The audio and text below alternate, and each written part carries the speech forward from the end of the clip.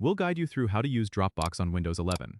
If you find this helpful, consider subscribing and liking the video. First, open your web browser and go to the Dropbox website. If you don't have an account, you can sign up by clicking on the Sign Up button and following the prompts to create your account. If you already have an account, simply click Sign In and enter your credentials. Once you're logged in, you can download the Dropbox desktop app.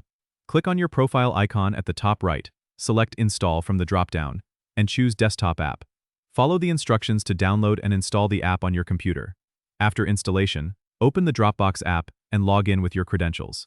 You will notice that Dropbox creates a folder in your File Explorer. This Dropbox folder syncs automatically with your online Dropbox account. To add files, simply drag and drop them into this folder. You can also create new folders within the Dropbox folder to organize your files better. Right-click inside the folder, select New, and then Folder to create one. To share a file or folder, right-click on it, select Share, and enter the email addresses of the people you want to share with. You can also set permissions to allow others to view or edit the files. Dropbox will automatically sync your changes, so any updates you make will be reflected across all devices connected to your Dropbox account. If you need more storage, consider upgrading your plan through the Dropbox website. This will allow you to store larger files and access additional features. Don't forget to check the Dropbox settings by clicking the Dropbox icon in the system tray to customize preferences like bandwidth usage and notification settings. Don't forget to subscribe and comment if this helped you out.